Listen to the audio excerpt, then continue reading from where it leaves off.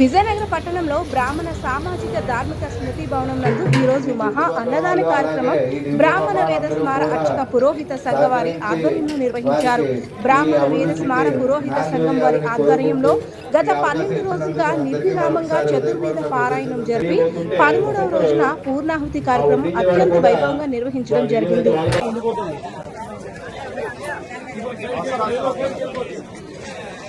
అడిగి పెట్టండి. ఈ యొక్క 4 వేదాల పారాయణం హోమానికి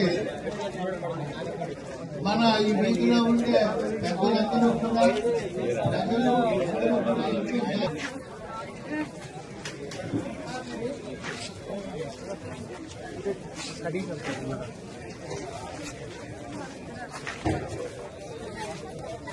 ఇక్కడ వాళ్ళని సంప్రదించి మేము ఈ కార్యక్రమాలు చక్కగా నిర్వర్తించుకోవడానికి కూడా ఈ భవనం ఉపయోగపడుతుందని తెలియజేస్తున్నాను.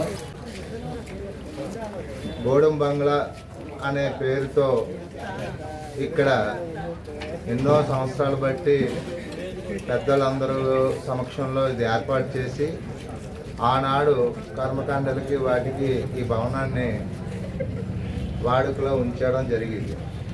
అయితే కాలక్రమేణా చుట్టుపక్కల అంతా కూడా నివాసిత ప్రాంతాల వాళ్ళు రావడము, అలాగే ఇక్కడ అలాంటి కార్యక్రమాలు చేస్తే మిగతా వాళ్ళకు కూడా ఇబ్బంది కలుగుతుంది అనే ఆలోచనతో ఆ కార్యక్రమాలన్నీ ఇక్కడ నిలిపివేయడం జరిగింది. దాంతో ఈ భవనం ఎన్నో సంవత్సరాలు బట్టి అన్యాక్రాంతంగా పడి ఉండడం వల్ల ఈ భవనం తాలూకా విలువల్ని మర్చిపోతున్న సమయంలో విజయనగరంలోని అర్చక పురోహితులు, వేద పండితులు, బ్రాహ్మణులు అందరూ కూడా దీన్ని మా పెద్దల జ్ఞాపకంగా దీన్ని ఒక మంచి మార్గంలోకి తీసుకురావాలని ఆలోచన చేశారు. అలాగే ఈ పురోహితులందరూ కూడా ముందర ఒకరి దగ్గరికి వెళ్ళి చేయి జాపకుండా వాళ్ళంతట వాళ్ళే వాళ్ళకి తోచినంత సహాయం చేసుకుంటూ అందరూ తెలో చెయ్య వేసి ముందర ఈ భవనానికి ఒక చక్కటి రూపురేఖను తీసుకురావడం జరిగింది. అయితే దీనికి ఉన్న ఈ పేరుని బ్రాహ్మణ సామాజిక ధార్మిక స్మృతి భవనంగా మార్చారు.